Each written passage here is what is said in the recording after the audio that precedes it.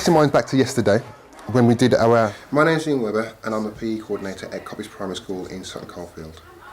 And you all swam 10 metres from one side of the pool to the other side of the pool, showing us your best front crawl. I always start off a lesson by giving the children the objective and let them know what I want them to be able to think about and achieve at the end of the lesson. And this group of lessons was about getting them to improve their front crawl. This. Which one's better? This, arms coming to the side, or this, arms coming in front? Jack? If you're going like that, the water just goes...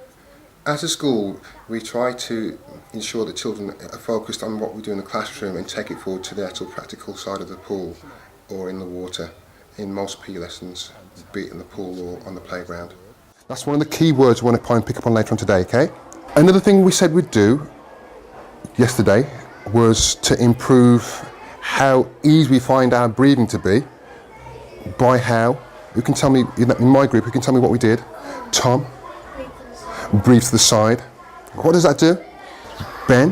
Well, if you breathe up, it makes you go slower, but if you breathe to the side, you're still streamlined. Here, most of the children, when it comes to sport, are kinesthetic learners, and I think we have to give them a chance to learn through action, and being at the side of the pool or in the classroom, it's no different. They have to have a chance to practice. The main point I'm trying to get over with the arm actions is letting the children discover or think about the streamlining and how much drag there is when your arms move in the water a certain way.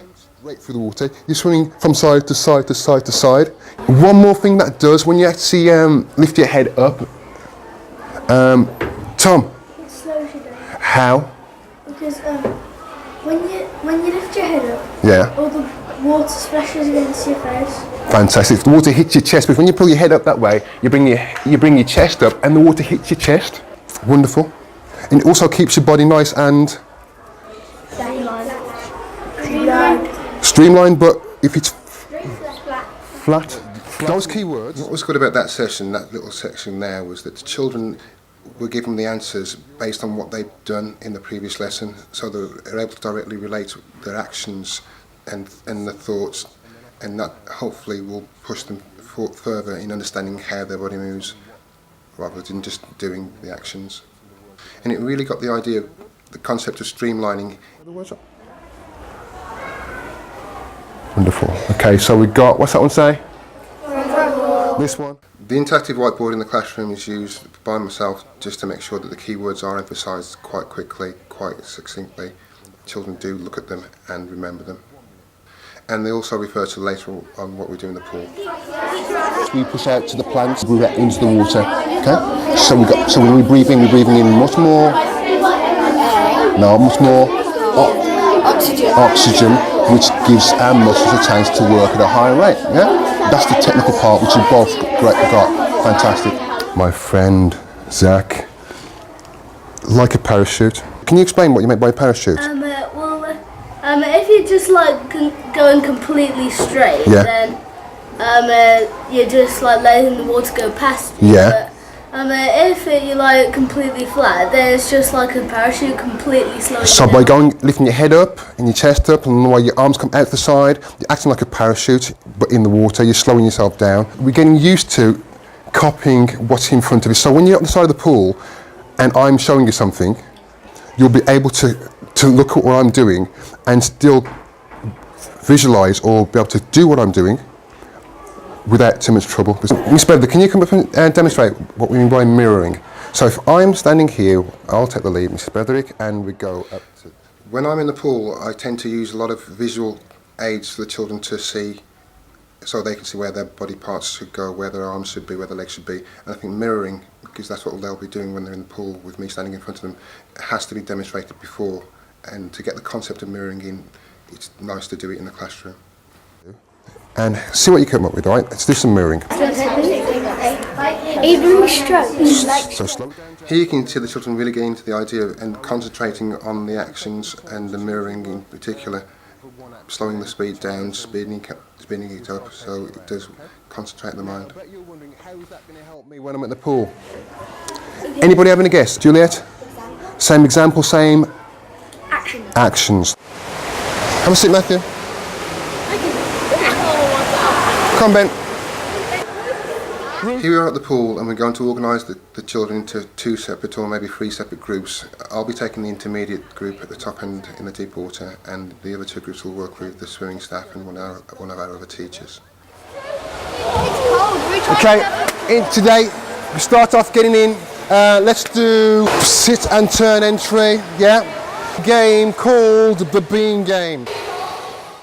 I chose this introductory activity because it's something that's familiar to them. We do it when we do warm-ups for gymnastics and dance and for athletics, and it's something the children are familiar with. The language is familiar, and the actions stay relatively the same as they would on dry land. It's a very good warm-up activity because it gets the blood pumping and it gets the heart rate up, gets the breathing and the muscles warm at the same time. Hands on the side, please. Hands on. Kick. Right. Some tips. Give me some tips. Kicking. What do we need to do? What do we need to do? How? Here's an opportunity while we're in the pool for the children to concentrate on the kick action in the front crawl. Again, I'm trying to get the children to give me the answers, and the concept of streamlining has got to come from them, and they do know the answer, so I do try and question them to get that answer out of them. Where do we kick from? From the hips. We kick from the hips, okay? What do we do with our toes? We point your toes, right? And is it going to be a short action or long action? Long, okay. Hands on the side. Make his body as long as you can, and kick. Try and keep your knees there.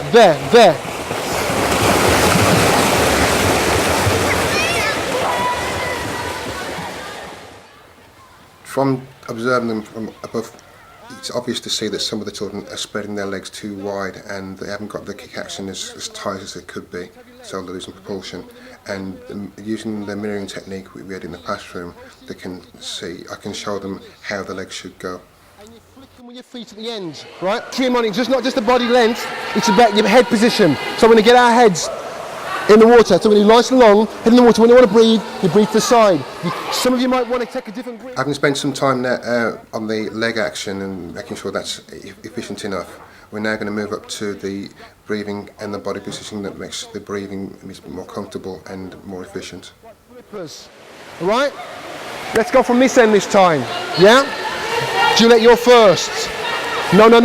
Hand on the side again. And breathe. Now, when you want to breathe, right, I want you to breathe in the water. So your face is going to be, if you're going to do that, I don't mind it, right? But then when you breathe to the side and get your face back in, right? But keep going, all right? Yes, please. Your turn.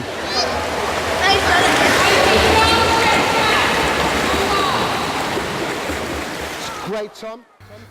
This piece I like particularly because you can see an immediate improvement in Tom's breathing technique. Having started lifting his head and tilting his neck backwards, he's now breathing to the side, and you can see the bubbles under the water, making his stroke more efficient.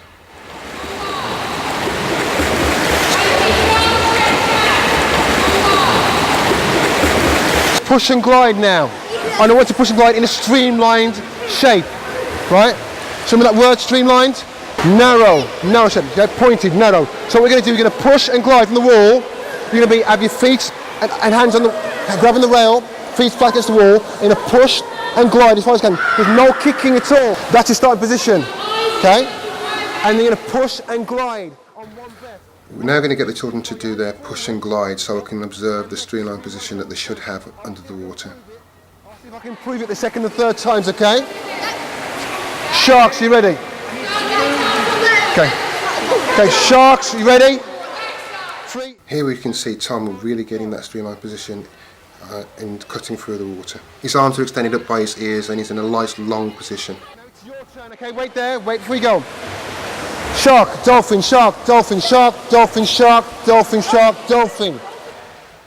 Although the children are in a nice streamlined position when they're actually gliding through the water, If I'm going to be fussy, I'd like them to be a bit close to the surface of the water, because if they're going too deep, they're not really going to get a good enough start, and I feel that some of them went too close to the bottom of the pool.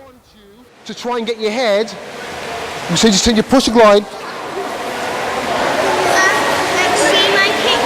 Streamlined. We've done that, yeah? What I'm trying to do here is go over the key words again, so it's near the end of the lesson, just to reinforce what they've actually done. It also gives me a chance to feed into the next lesson, so we're thinking forward on this, even at the end of this lesson. Yeah? Fantastic. What does that push help you do? What does that push help you do?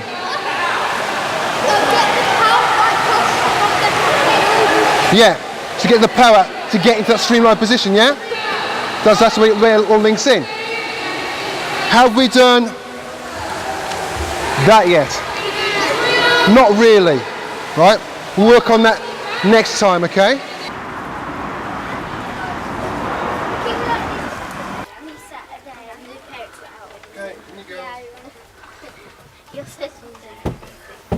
Knowing what we know now about some of the words we've discussed this morning and how we use them practically, what can you tell me?